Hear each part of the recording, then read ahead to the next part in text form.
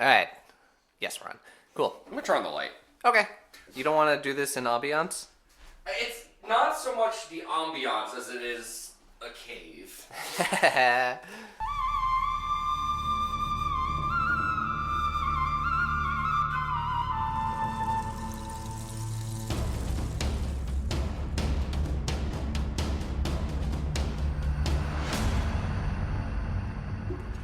Welcome to the Survivor Turning Back Time podcast, the only Survivor podcast that lets you poop with a view. Also that might kill you. I'm your host, Stephen Levine, with my co-host, Jared Sheldon. Jared, what's up? Have you pooped with a view? No, but I did walk in my apartment last night, coming home from my second holiday party of the night, to step in a turd that my cat left directly in front of the front door, which is something they have never done before. Oh, no. But I've been extremely busy this week, and I think they were mad at me. Yeah, so if you were following us and you noticed that we didn't have an episode Thursday, it's a busy time for us at the moment. I mean, you look dead. You look so dead I have right now. 1% battery. So we're planning to this week. It might be one. We're deciding after this episode. I think we can manage to. Okay. I'm deciding right now. Yeah, no. We'll see what happens. Damper expectations. It's 1 until you surprise it's 2. To steal a motto from another podcast I really like, we promise nothing and deliver less. Yay! Well, tell me about you. You've been busy. You've been it. So the biggest thing I want to bring up, Stephen, what are your symptoms when you get hungover? What are my symptoms? Yes. I usually have like a really sore throat. I usually just like a rumbly stomach. Like food just doesn't sound good to me. But I haven't been that hungover often. Well, we'll fix that.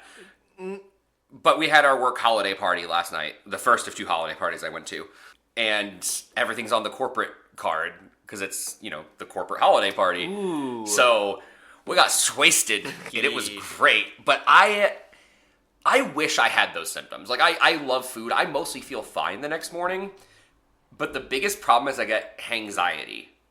Do you know what that is? No, talk to me about that. That's new to me. It's the anxiety the morning after you get drunk of like, oh my god, did I say or do something stupid? Like, you remember the whole night, but you're still like, oh, my inhibitions were low, and I'm a monster. What did I do? See, I also had a corporate Christmas party, a holiday party. Either way, there was an open bar, but the pressure felt much more on me to be like, keep it together, keep it together, keep it together. I wasn't feeling well prior to starting, so I only had maybe a quarter to a half of my drink. But still, I don't think that I would have gone too far because I would be afraid that the expectations are very high for corporate community, corporate... America? Sure, whatever. Just that everyone in the job is great. Everyone is super cool. They have the family motto, the family mentality. Gross. It's only gross when it's used against you. Sure, when it's like, no, you just do extra. We're a family. Yeah, that's gross. We don't like that. But if it's like, no, we'll take care of you. Like, we're family. Like, that's different. We're a family. Fuck you, I hate my family. No, I don't. I love my family, but... Oh, boy. No, yeah, I think... Over the course of... We went to a place called Lucky Strike, which is... I've never been. It's okay. Okay. I've been there on a date, and I've been there now for the holiday party, and it's fine. Mm-hmm. Like, their amenities are nice enough, and the food is good. Sure. And the arcade is fun. They have a pretty decent arcade, weirdly enough. But the bowling is just okay. I just don't like bowling that much in general, but it's way too... I don't know, bowling seems like the 4th most important thing that's going on. And you're like, you're a bowling alley. I don't understand what this is. See, that's where, I think there it is. We found where the line is, where Lucky Strike, it's like a fun, arcadey, like hang out with your friends kind of a place. Yeah. Ours was at like a ballroom on the river, catered food. It was very classy. No, we just had like a waitress that would come around constantly, would just take drink orders, and originally I just wanted whiskey rocks because that's my go-to drink. Yep. And she was like, no, like, it was put in that you guys can't do shots or straight liquor. Sure. I was like, that makes sense. That's a pretty corporate thing to do. Right. Which is, I get it for the shots. For the straight liquor, I was like, can't you just give me the same amount of whiskey that would be in a whiskey Diet Coke and get rid of the Coke because I like the taste. Can I get the Coke on the side? When I worked on a ship and they had the same rule, like you can't do shots, you have to do, it has to be mixed in. Yeah. And people got real creative with how they would make it work. I don't know because I never pushed. I didn't really drink much on the ship because I had to sing. You're also not one to push the rules. What are you talking about?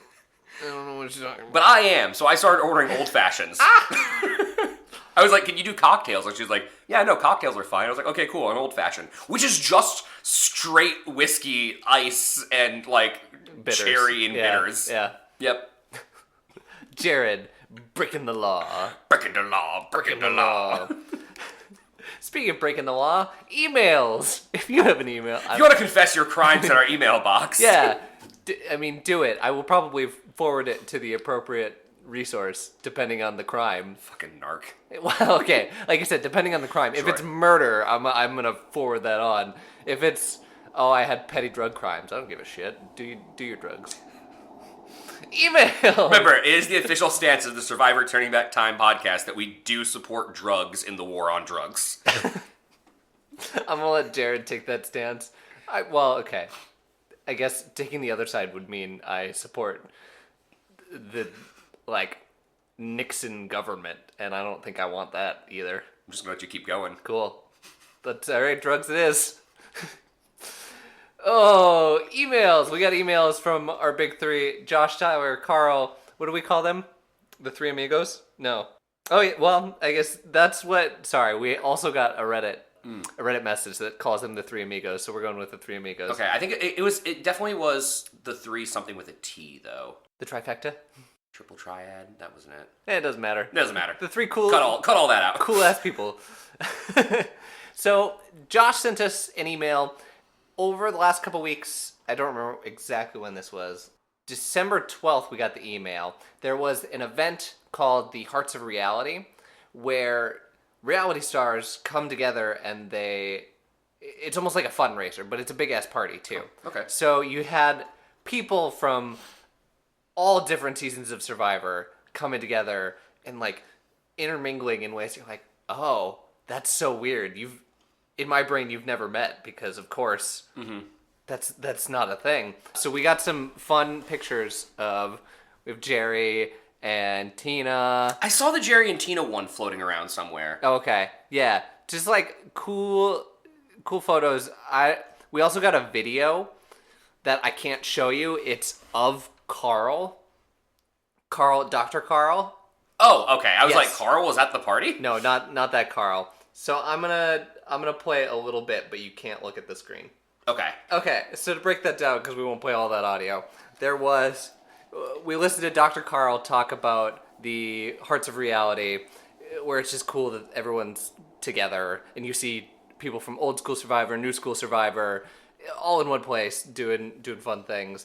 But also, his wife is starring in a Orlando Housewives. Yeah. Yeah. And then he tries to spin it as, no, it's empowering women. Maybe. I don't know. I haven't watched Orlando Housewives, but my mom watches a lot of those housewife shows, and no, it's not. There are those all over the place of just, hey, here's the location, housewives. There's also sports housewives, like real NFL housewives. See, that would be more interesting, because I imagine it's a lot of, travel and team drama, especially if it's not, the wives of, the superstars, but the wives of, bottom of the roster types of guys. That could be actually pretty cool. Yeah. See, I never watched them, but there was one season of Real NFL Housewives where they did the Dallas Cowboys, and the punter at the time was married to someone from my high school. So the money was donated to the high school. I think they got us new hurdles for the track or something, which was really, really awesome. I didn't watch it. I'm sure it was probably garbage television. Probably. But, oh well. So yes, thank you, Josh, for all of those cool emails. The nice intro on Hearts of Reality. We have Tyler. Tyler understands why they changed the tiebreaker rules. So do we. Yeah. I do like the aspect of the previous votes rule that it makes every single vote count. And it makes where people have to be careful and can't just throw their votes away willy-nilly. And people have to be more careful about drawing votes onto themselves. It's also amusing to see people get pissed when they get votes when they weren't expecting to, which we do see in this episode. Yes, and I think in theory it's a cool way of doing the tiebreaker, but the problem is that becomes the focus, especially with the tribes as gridlocked as they have been so far in the show, that the whole focus in seasons 2 and 3 of The Merge is, okay, we got to find out who has votes on them, or we have to hide who has votes on them. And I don't know, it feels like a very important thing, like who's going to have the balance of power past the merge for something that is a little more unpredictable and hard to plan around. Yeah, I get that. I think really what mixes it up more and makes it interesting is the 3 tribes. Or, well, the merge swap helps, but I think the 3 tribes, forcing them to intermingle more, and you can't just rely on one tribe. You have to negotiate with other tribes, otherwise you're wiped out. I expected to like 2 tribes more than 3, and now I understand why they do 3. Yeah. 100%. It breaks up the gridlock. And if you had that, and then you had votes be the tiebreaker, then, okay, that might work. But I think I like the idea of... I really like the rock system as it is. Yeah. It comes up in 42, and it makes for interesting negotiations, and People I really like it. don't want to go to rocks. No, and flipping it so that the only 2 people that are safe are the people that were on the chopping block puts skin in the game for everyone. Yeah. That's part of the problem with the tie votes as well, going to trivia, is that you're only skin in the game that makes you want to... Like, there's nothing to incentivize you to swap sides and vote for the person if it comes to a tie the first time. Unless you're Kelly in season 1. For some reason. Because fuck you, Sue, I guess. But having that incentive of like, oh crap, if we can't flip somebody, or if I don't flip, then like any one of us could go home. Oh, so good. Piece de resistance. And then Tyler goes on to explain why Survivor UK, that first season, bombed. And I'm not going to read out all of it, but I just wanted to acknowledge that, yes, it's there. Thank you for doing that. And I read it. I appreciate that. Just in case someone wants to go in and watch that. I don't want to spoil it. But really, I agree. I think like it's a nice breakdown of why it doesn't work. And we hope that the revitalization does work. Maybe we try it again post-2001. I don't know. There are things we should leave back in 2001, but Survivor doesn't have to be one of them. And then one last thing. I second the notion that Silas' route is better for the reasons stated in this episode, especially since, unfortunately, Scoopin does come back in 25, so we have to deal with this again when we eventually get there. It's a good point. Also, I've talked about it with a couple other people, and we have mixed results. I think... What I will say at the top of the episode, or top of the season, is someone has something. That's a good idea. Then I can be like, okay, the trigger warning is out there. Comes into a Where's Waldo, who's the sex criminal. I know. And that way, and if you want to skip the season, fine, we get it. But it does leave the reveal a little like, and that doesn't color our opinions. Yeah, it doesn't color your opinions of the characters as they're there. Yeah. So that's what I'm going to go with. I don't know. How do you feel about that? No, I think I like that. And I think I mentioned a fear of like, oh no, it's going to eventually be somebody that we really like that then has horrible sex crimes. But that's also kind of life. True. Like there are people that, whether you know them personally or, you love them through Me Too or before Me Too, then you find out some shit about them and you have to change your opinion. Yeah. So, the difference is ours were just recorded. Yeah. Ours are recorded forever. No, that's not true. If you go back and listen to any of our old episodes... Don't. No, don't say that. We're going to have episodes where we're just wrong. Jared especially. Oh, yeah. Oh, yeah. But I mean, my opinions aren't always solid either. I'm gonna have opinions where I'm like, oh, that didn't age well. Oh well. Oh, the bad takes are load bearing. That's what the show's about, Jared. Bad takes. And then finally, Carl. Carl, hell yeah, Nathan for you is a gem. The gas rebate episode is one of my favorite 20 minutes of television. So good. It's so good. Yeah, here we have a talk about why Jeff is being coy with the timing of the merge. Well, it's confusing. Yeah. It's because if there was actually a later merge, then it seems like they would have gotten a heads up, or they should have gotten a heads up so for food rationing, right? Yeah. That makes more sense. I'm glad they merged this episode, and I hope that this is just setting the precedent that in the future they won't tell them the exact date of the merge. And give them enough food. I don't really understand why they need to do a pre-merge and post-merge food dump. Like, give them enough food for their tribe through the entire time, and then it doesn't matter when you merge. You're rationing for 39 days, and each tribe is doing that, so when they merge, they bring their food resources together, and you're good. And actually, that could create some drama, too. Wait, you guys didn't ration very well. I mean, I think that's what it was earlier, and I think that's why they do that, is to say, okay, here's your food for this long, here's your food for this long. It creates less of a problem where if they give them all their food and then suddenly they use it all pre-merge, then the other team is screwed too. Yeah, that's true. I don't know. Thoughts. Clarence could be that guy who dresses up in a suit and makes YouTube reviews reviewing fast food restaurants, except he could do it shirtless. Yes.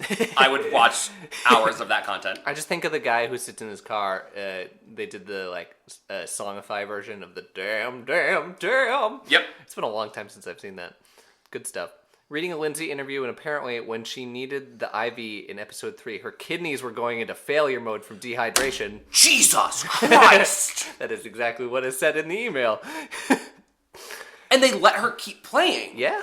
Kidneys were going into failure, and they're like, it's no long-term consequences. Just pump some water in there. You'll be good. Yeah. I mean, I guess from dehydration. I'm not a doctor. That sounds very bad. But I'm not a doctor, so maybe it was fine. I don't know. I think that's just an interesting little tidbit there that, yes, people could have died here. Yeah, this is also the era of, a football player takes a massive hit to the head and it's, I rung his bell, get back out there. So, yeah, maybe medical professionals were not always the best about long-term risk assessment. Yeah. And then one last one from Carl. Wonder if Jared would be surprised to know that Lindsay was reviled by the public when Africa aired. Like, one step below Jerry, despised. That is shocking. I can see her being, unliked, but reviled. An emotional young woman reviled, but when she gets put in the spotlight, shocking. Yeah. Who would have thought? Yeah. People did not like the younger crew on the Samburu tribe, and she was the loudest and most outspoken of them, so she was kind of the face of the alliance in the public eye. But I feel like that keeps shifting depending on who gets voted out. True. And I'll have some comments about that in this episode. Oh, no. And then one last one I want to bring up. Just Credible on Reddit messaged me a couple times and was more in favor of the air up front. So that's why I kind of want to mix the two together. Compromise, yeah. Yeah, compromise. Very, very thankful for what we're doing. And had some interesting commentary, things that I haven't thought of before. Is not from the US, so therefore has to wait and get DVD versions of the show. Whoa. Yeah. For you listening that sent this comment in, what was their name again? Just Credible. Just Credible. There are ways to watch it online where you don't need to purchase physical DVDs. Just Incredible. Involving a VPN to maybe change your regionality on Paramount Plus. So, yes, when I was doing, working on ships, I would be in different countries at different times, and I did have issues. I can't remember if it was Paramount Plus or not. Some streaming sites do not let you use it if it can detect that there is a VPN active. Wild. I know. I didn't realize that was a thing they could stop. And it's really dependent on the VPN, because obviously they can't they can't go and say, oh, this is clearly a VPN if it's like a tiny company that nobody knows, Sure. but also, who knows, your data might not be secure if it's a tiny company. I don't know. Well, I hope the DVD thing is working out for you, and if not, Yeah. you can always sail the high seas. That is the thing. You can talk to Jared about that. We're currently waiting for season 4 to come on DVD from eBay, and in this country only has season 31 plus on Paramount Plus. Okay. So hopefully that's weird. Eventually they just release those. Yeah. I don't know why that would be, unless it aired on a different channel there. So then And they don't have the rights or something. They don't have the rights, yeah. Things that I didn't think of. If things come up on the DVD special features, they will pass it along. Oh, yeah. Yeah. That's a good point. That's stuff that we don't watch because we don't have the DVDs. Yeah. Yeah. Cool. We've gone through a lot of time in these emails. I know. Shall we move it forward? Yes, and thank you to our lovely community. Yes, thank you. And thank you to my favorite thing, the bumper.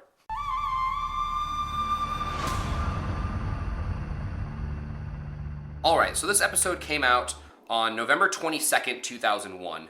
And for the first time this season, the world was not exploding between episodes of Survivor. Oh, good. Only really one thing of note happened across, like, world history, culture, things like that. That Josh Groban released his debut album, Josh Groban, in this week.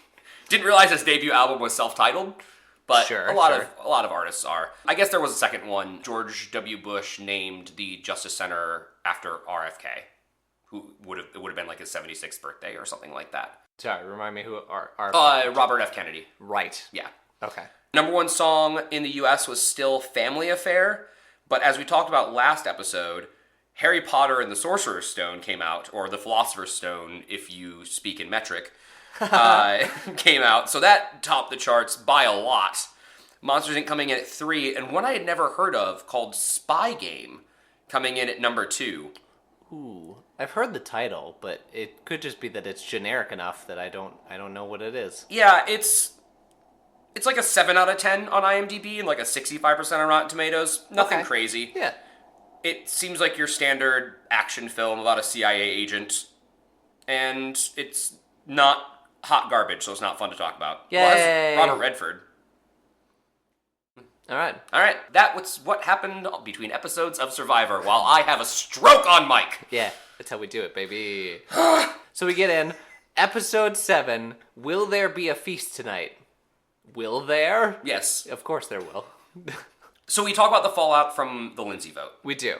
which I anticipated at the end of last episode. So we had different opinions on this about what Brandon's reactions Oh, meant. because you read my notes here? Oh, no, I have my own note. Oh, go on. Tell me your note. That he is pissed and so glad that she's gone.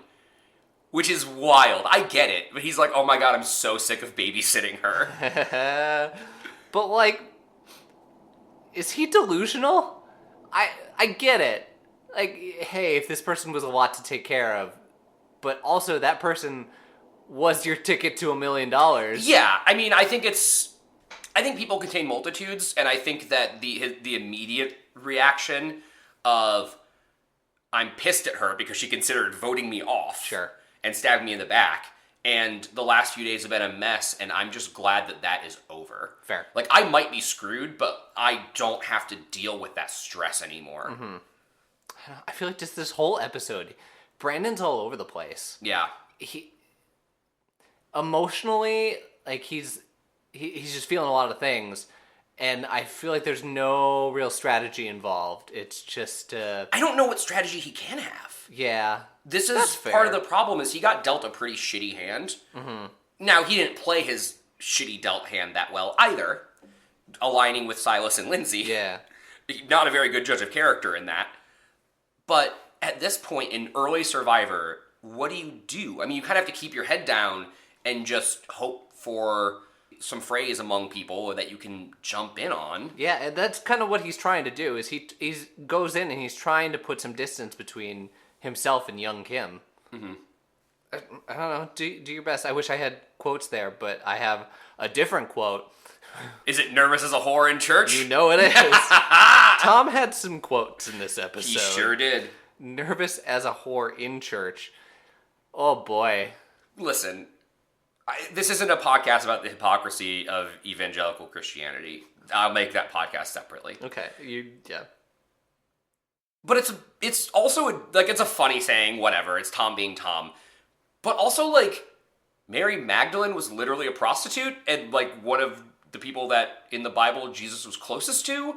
So you really shouldn't be nervous as a whore in church. Not only is it silly Jared, and over the top, it's also contradictory. Jared, how dare you bring logic into this? I know. We don't do that here. Not with our old-timey euphemisms. And I have heard that one before, so at least it's more... He's not coming up with that off the top of his head. No. Which, thank God.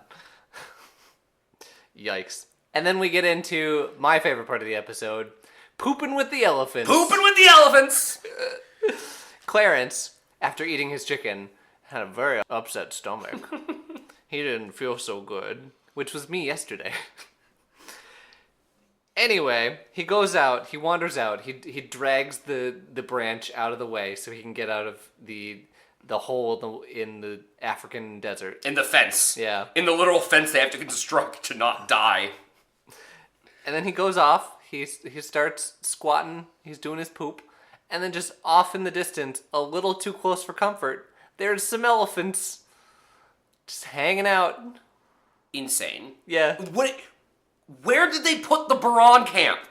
Where did they put it that they are constantly in the traffic patterns of all of these animals? Yeah. I honestly think it's that watering hole. It has to be. It's so close. It's much nicer than the other one, so I think it attracts all the animals. Wild. Yeah. I understand why they wanted to live at the Baran camp. That is the obvious answer. It's the better answer. Holy crap, every episode has some type of, like, animal drama where it's like, they're getting a little close. And then we also have a great little moment where Frank, he's not a real human. No. Again, and I have gone to bat for Frank before. He's very much a loner, and we see it in this episode. But he's asking, we're talking about breakfast, and we're talking about lunch, and we talk about brunch. Frank doesn't know what brunch is. And it takes a painfully long time to explain it to him. Like, he can't grasp the concept of the word breakfast and the word lunch being together brunch and being between those meals. Yeah, so we go through a very lengthy explanation of what this is. And he's asking questions. It's like, okay, so it's a combination of breakfast and lunch. And then we have it all settled. It's great. And then to tag that scene, he asks, so when is it served?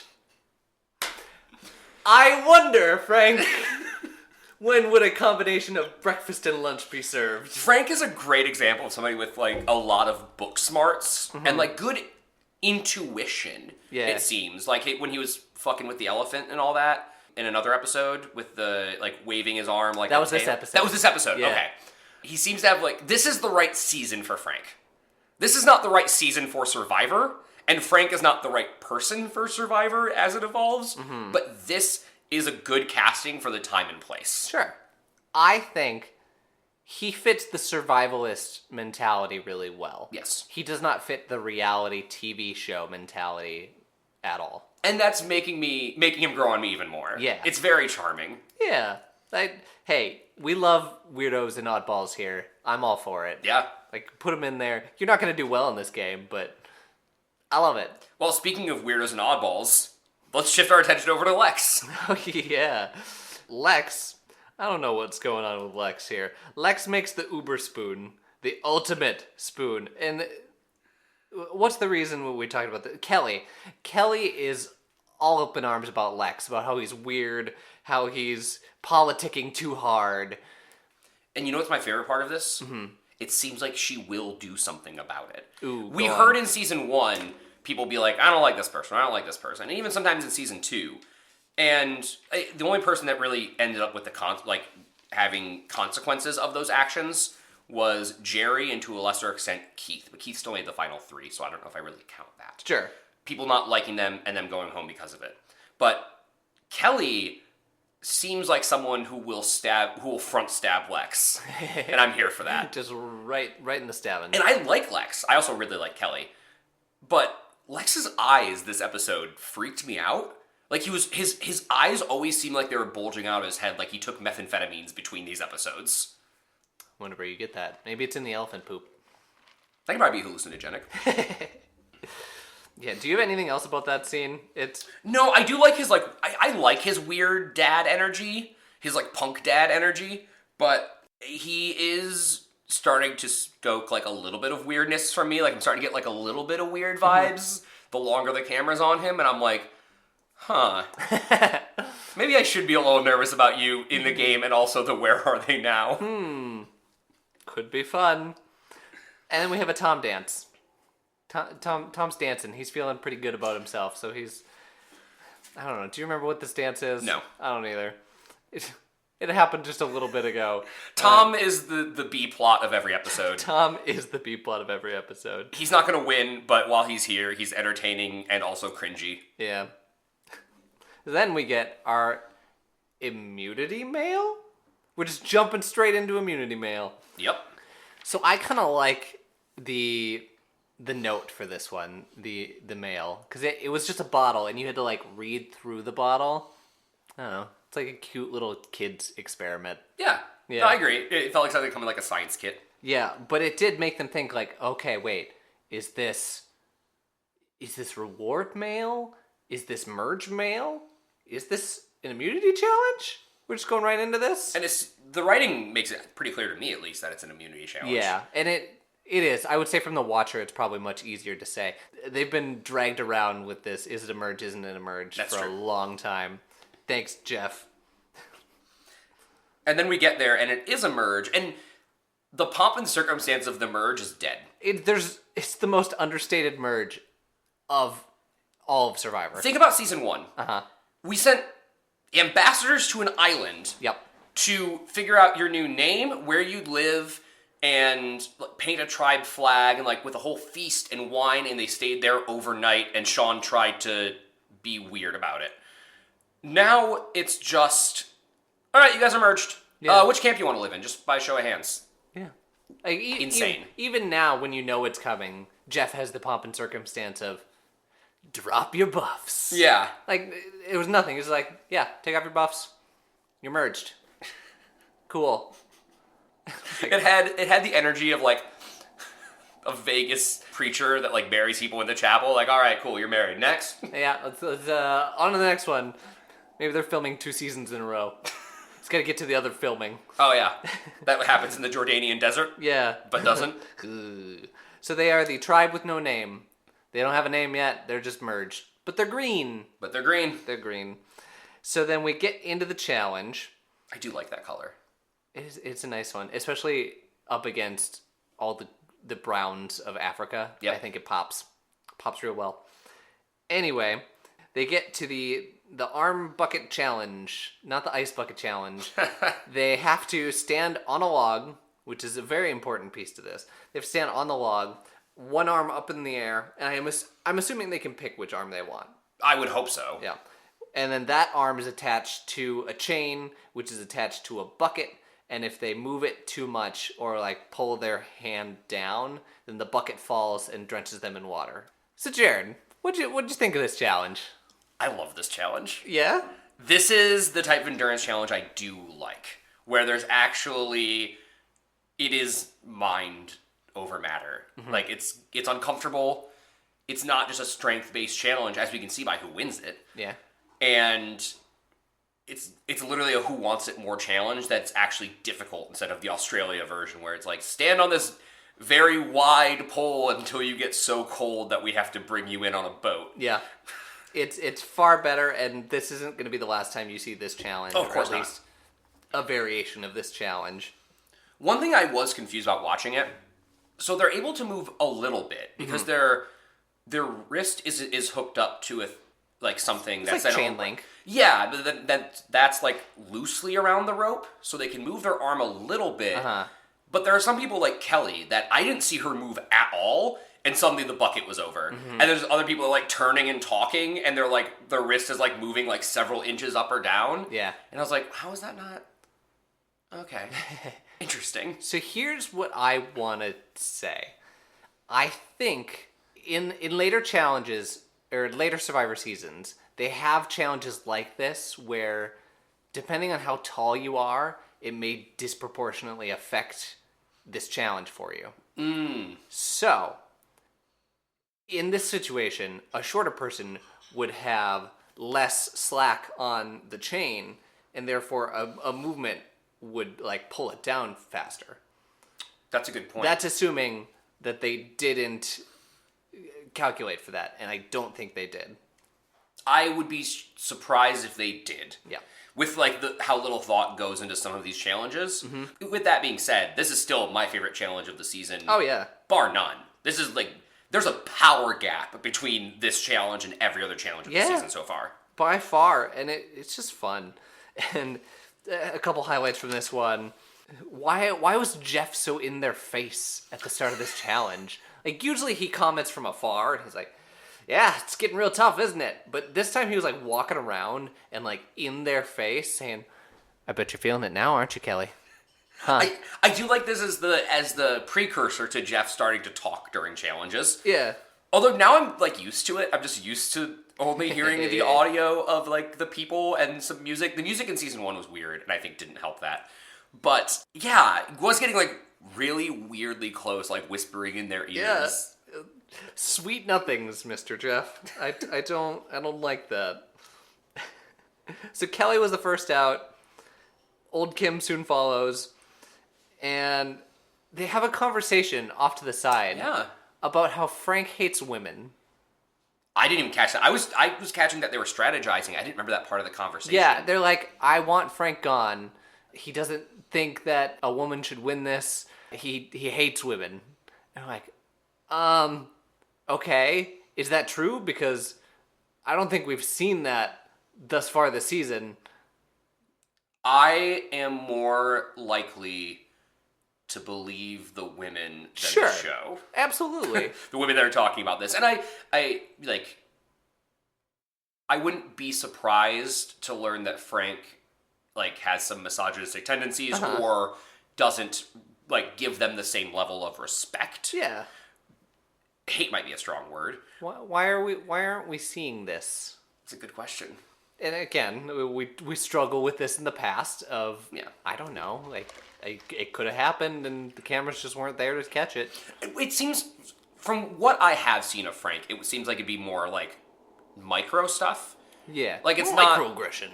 Well, yeah, a lot more of just like, you know, not including them on certain chores. Sure. Or I'm just making up examples. Or like, you know, or maybe he's outright said that like Colby should have won season 2. Mm-hmm.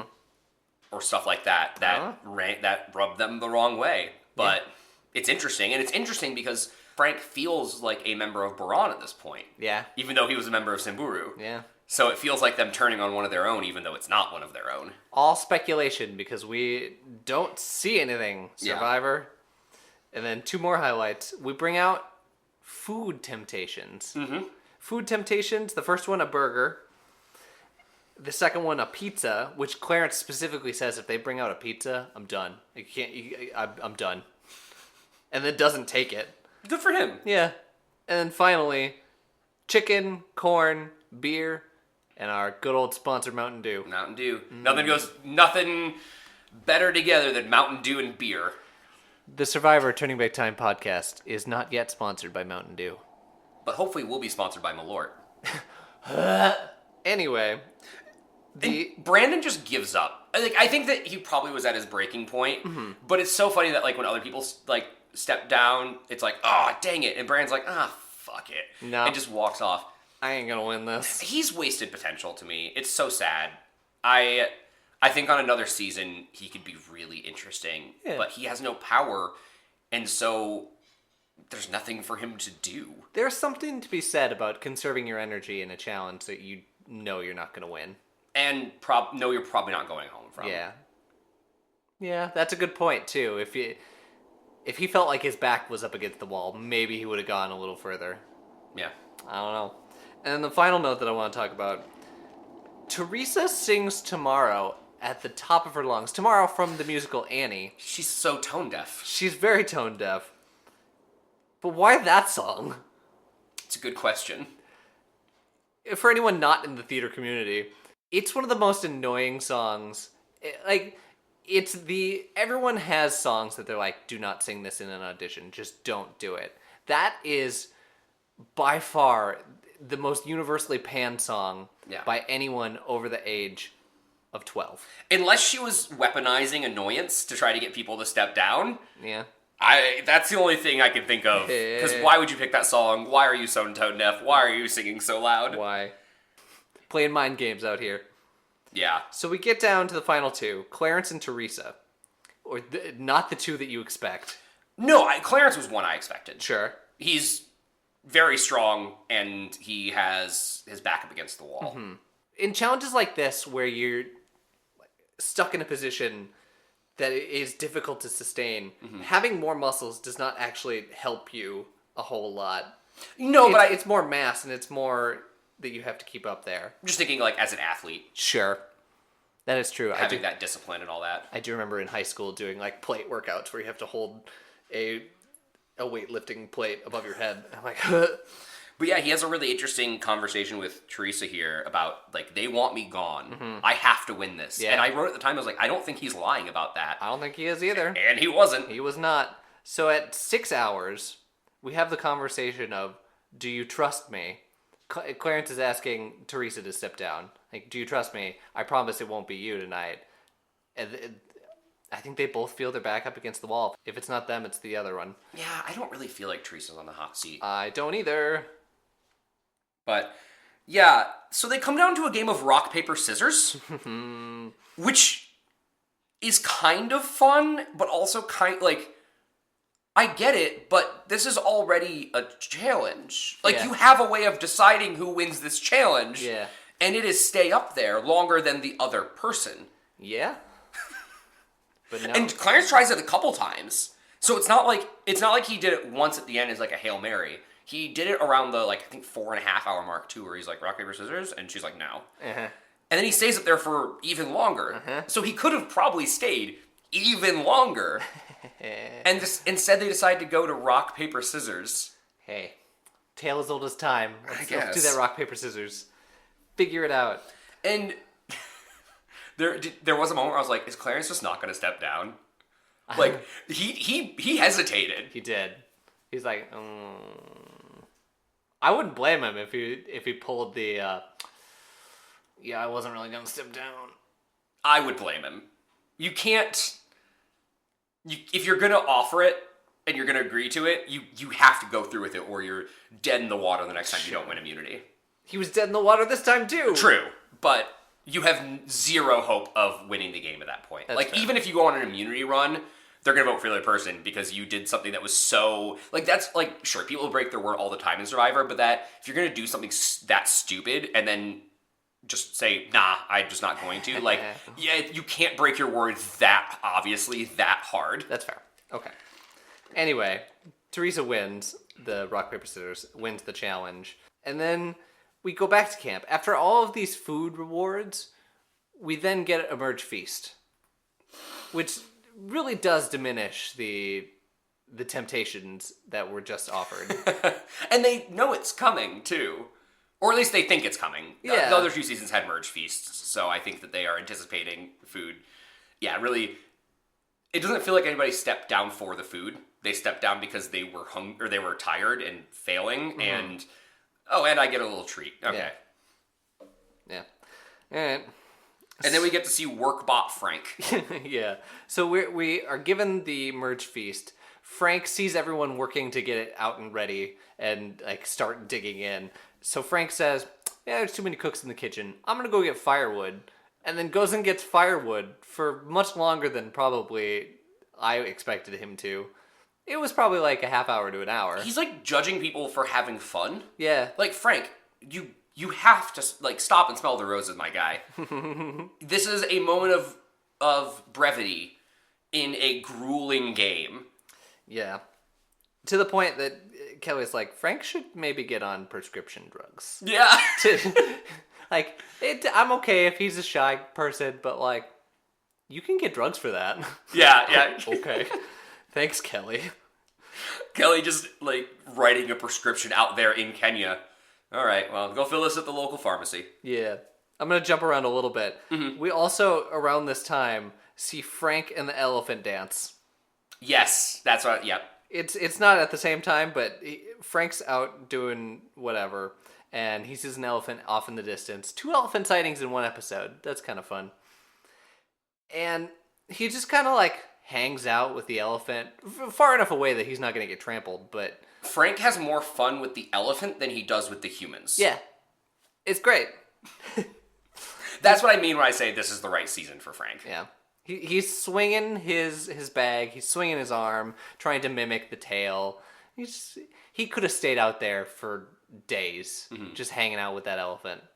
It was cute. Yeah, I liked it. It was those are the types of moments, the humanizing moments of Survivor I really love. Speaking of humanizing moments in Survivor, we have another Tom quote. Yep, we sure do. Holy shit. So Tom being a married man... For now, talks about, hey, that Teresa's kind of cute. And then goes on to say, I don't care if she had one eye. I would still be fine with that lady. Like, Tom. And says something along the lines of, I didn't write it down, but my wife knows I'm just a man, or something like that. Yeah. Like, implying that, like, if we slept together, my wife would be fine with it. She knows that I can't control myself. Like, what the fuck? Yeah, Tom. No. Please, Tom, stop. Somebody stop Tom. Somebody stop Tom. It's only getting worse. He's becoming stronger. And then a cute little bonding moment. They always have these in the merge episode. They play I Never. Never Have I Ever. Never Have I Ever, yeah. Which I've heard it called. They call it I Never, where you're just like, hey, you say a thing that you've never done, and then other people have to admit to it. Which, again, painfully long time to explain how this game works to Frank. To Frank, yeah. Yeah. Yeah. Only the real highlight from that is they go around. Frank has to, like, it comes up with one. Yeah. Like, I'm gonna step in here. Go on. Yeah. No. He's like, so it's something that I've never done, right? And okay. And it's supposed to be. He's heard other people do it by now. Never have I ever. Raunchy. Never have I ever kissed another person of the same sex. Never have I ever stolen anything from a store. It's supposed to be risque. Never have I ever broken the honor of a handshake. Yep. What the fuck, Frank? You want to break the honor of a handshake right now? Sure. Okay. What? I respect you. Shit. That was not where I thought that was going, but all right. Yeah. And then the wildest and craziest one among them all, Teresa, had sex on an airplane. Good for Teresa. And Tom's penis grew 3 sizes that day. Oh, boy. And then we named the tribe. They're coming up with a name. And this also very comical. Hey, let's take the word water and the word fire and merge them together into hot water. It's like, I don't know that that's how that works, but I see what you're going for. Mm-hmm. Motomaji. Majimoto. They just like keep going back and forth. Like, what is it? Just say what the actual answer is. Fun fact, Steven. This is the earliest known incarnation of the Majima Everywhere system from Yakuza. Oh, no. We're going to need an explanation about this, Jared. Oh, okay. Video game series called Yakuza. One of the characters' names is Majima, and he's like the mascot for crazy throughout the series. And so the fans made a thing of like putting Majima in places he doesn't belong with Photoshop and calling it the Majima Everywhere system. There you go. So this is 2001, before the games came out, and we already have a Majima Everywhere system. And then we get Lex taking Clarence for a walk. This is so fucking weird. It is weird. And kind of condescending. But it's not taken that way, and it should have been. Yeah. Lex takes Clarence out, and he's like, hey, it's gonna be you. We're all scared of how strong you are. we're voting you out. Which I will say, I believe them at this point. Yeah. In the first episode, I expected Clarence to be the first merge vote off, and he is. Mm-hmm. But I expect it to be because of the shit he pulled in episode 1, and probably sprinkle in a little bit of racism, making it harder to, reestablish yourself. Yeah. But that hasn't been the case at all. No. And Clarence has really redeemed himself in the eyes of his tribe. Yeah. And it doesn't seem like they're not like, oh, thank God we can get rid of Clarence finally. Like, they're just like, okay, we have to get rid of Clarence because he's 26 feet tall and can bench press the entire tribe at once. Mm-hmm. And I forget who it is. I think it's Kelly that says, I kind of like Clarence. Like, he's funny, It was Kelly. And she said, I like the kid. And I'm like, aren't you, like, the same age? Yeah. There's the condescending right there. Yep. But then, like, Clarence turns around and, like, you could have been mad. You could have scrambled and be like, no, I want to mess with this. But he kind of just, like, takes it on the chin. Yeah. And he's like, hey, I appreciate you for telling me, man. Like, that's cool. Like, this would never happen in a modern Survivor. No. Never. No. And I think that does speak to how black and white this vote is. Mm-hmm. That Lex, even though it's a fucking weird thing to do, can go to him and be like, listen, man, you're going to win every challenge if we don't vote you off. And Clarence is like, yeah, you're probably right. I, too, would be afraid of me. Yeah. I'm that good. So, yeah, we go on a tribal, and we do get they try to obfuscate the vote a little bit. Sure. By Kelly being like, maybe it's time for Lex to go. Yeah. Which doesn't happen. Doesn't happen. And Tom says he wants Brandon out. Oh, sure. Possibly for the... what could make Tom want Brandon to go home? I was going to say, possibly for the homophobia. Might be a little bit of it. It also could be, remember Tom was on the same tribe as him, as Brandon for a little while, and they did have that laziness factor. Yeah. It could be both things at once. Yeah. But, yeah, Lex is, I think, one of the first examples we have of somebody getting a leadership penalty. Like, nothing happens to him this episode, but he's getting a little too far in the spotlight. And Kelly's like, maybe we gotta take that guy out at the knees before he just wins this thing. Yeah. So, do you have anything to pull out from Tribal? I don't. No, not really. Like I said, it's a pretty cut and dry vote. Teresa keeps her word and votes for someone else. Votes for Lex. Oh, yeah, votes for Lex. That's right. That's important.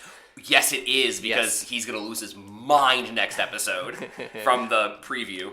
So Clarence puts his vote on Lex, and I think that's a good move. Like, hey, you told me you were voting for me, and you're getting me out. No. What? Look, I thought Lex only gets 1 vote.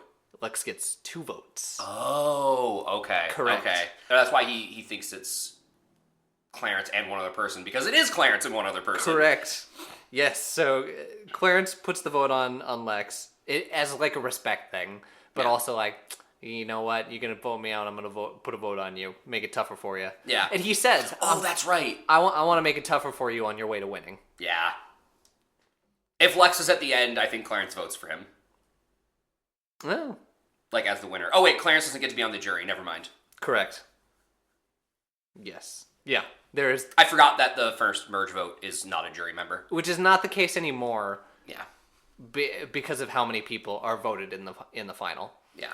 So, Teresa also, honor to her word, puts a vote not on Clarence, but on Lex. I don't know if they talked about that, but that was interesting that they both went to Lex. Yeah. I think Lex is getting a little too... He's in the winner's seat too early. Mm-hmm. So then we see a little bit of preview of the next episode, and Lex is losing his mind about that second vote. So that'll be fun to talk about. Yeah. Anything else for this episode? I don't think so. Any wrap up?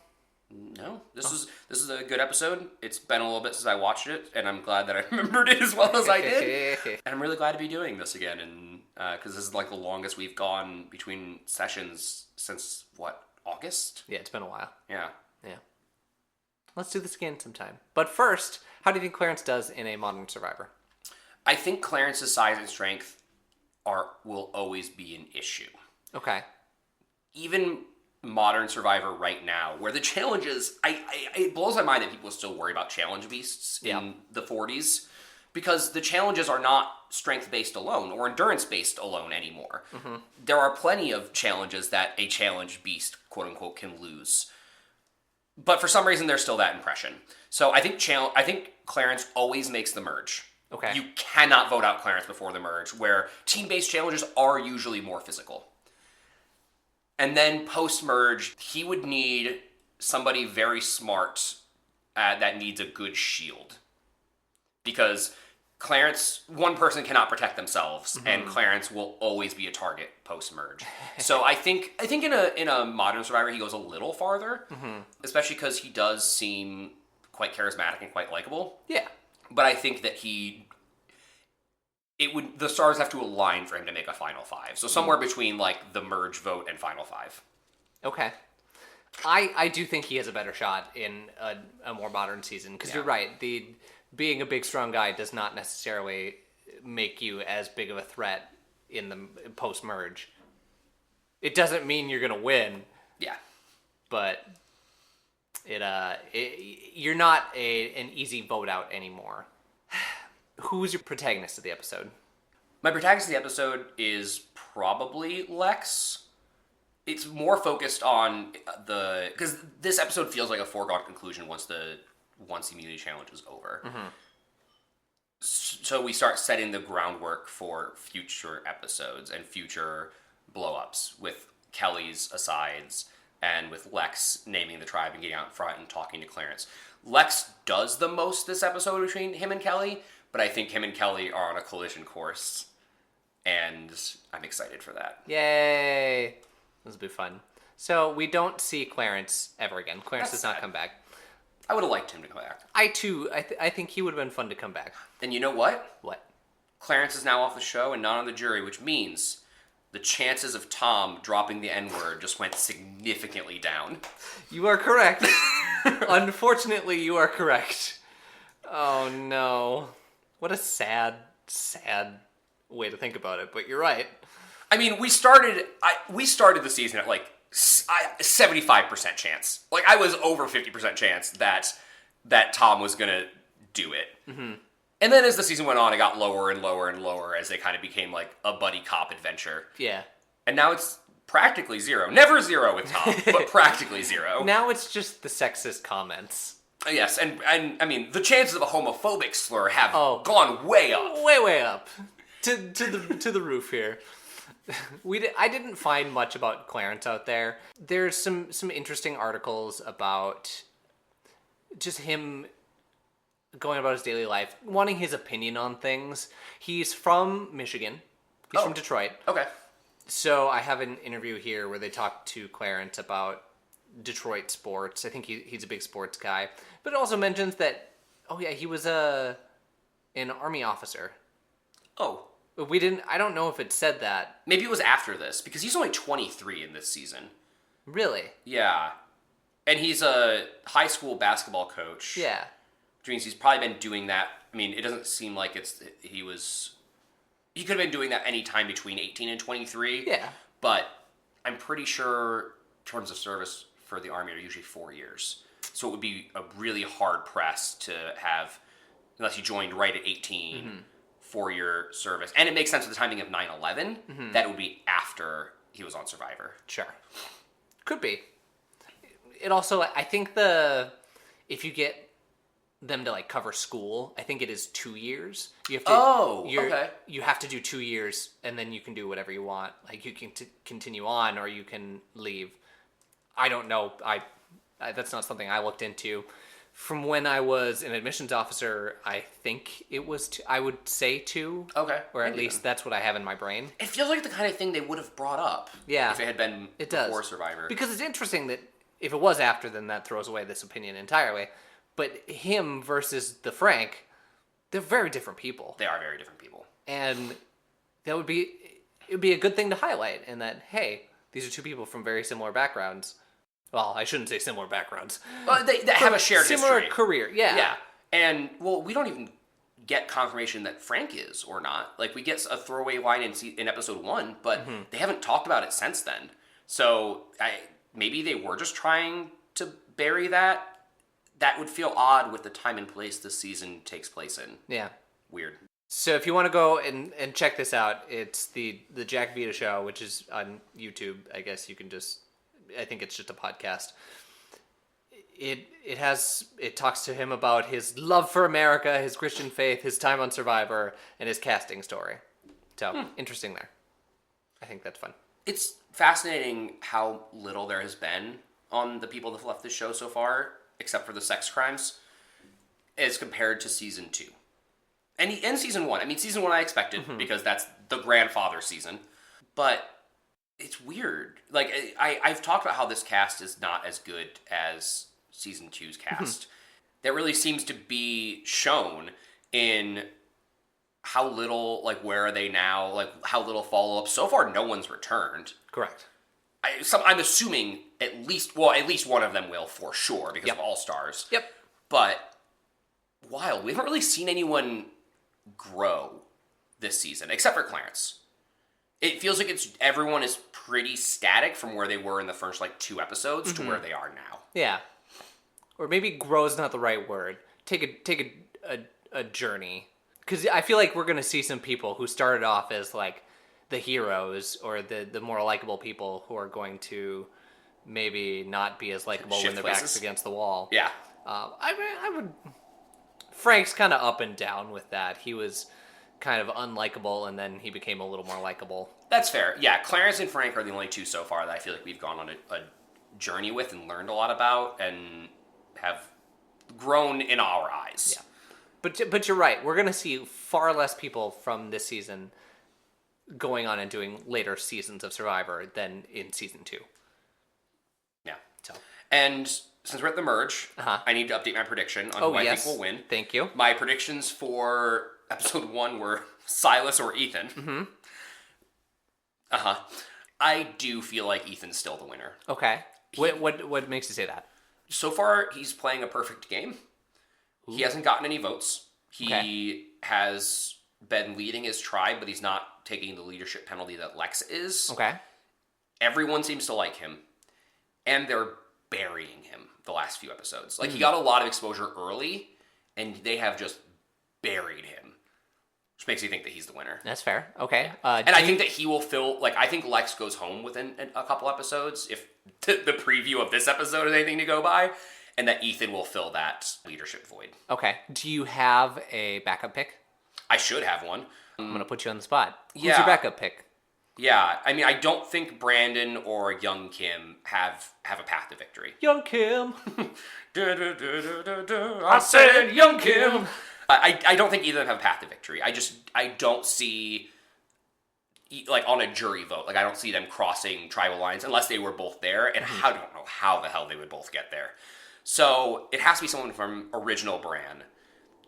And I think my backup pick then is Kelly. Okay. All right then. Let us bump her.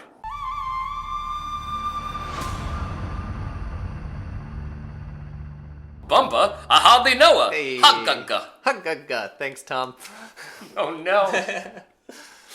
Well, that'll do it for this episode of the Survivor Turning Back Time podcast. I'm in a good Survivor mood. Like I said, I wasn't feeling well, so I got to watch a lot of Survivor, and I watched the finale of 43. So I just watched that yesterday.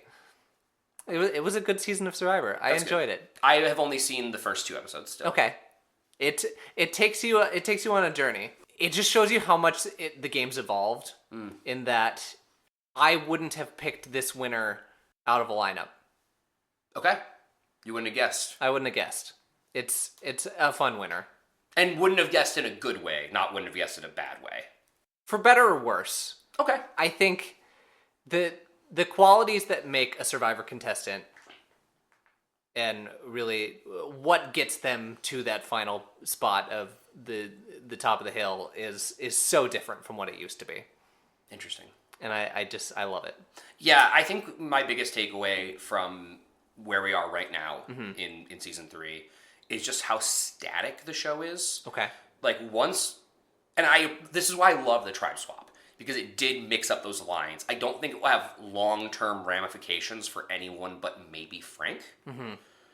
and Teresa. But even then, I don't see a jury voting for Frank or Teresa. Fair. Maybe Teresa. Maybe. But it's still very static. It's which tribe has the lead going into the merge, who from that group can hold together a stronger alliance, and then walk to victory. You don't think that the mixing up the teams a little bit, getting them more interconnected earlier, you don't think that shifts any of that power balance? I hope it will in the future. I think it did. I don't think it changes the overall outcome yet, but I think it can in the future. Okay. All right. Anything you would like to promote? Yeah, I'd like to promote just having a relaxing time over the holidays. Families can be stressful. Also remember that you don't have to, like, everyone has a different relationship with their families, but don't let your family guilt you into doing things you don't want to do, even if that means just showing up. Like, don't show up if you don't want to, and you can, obviously, your results may vary, but, yeah, boundaries with your family. Yeah. And like I said, we're into the holiday season. I don't know, just looking at our time here, we may not get a second episode for this week, and that's okay.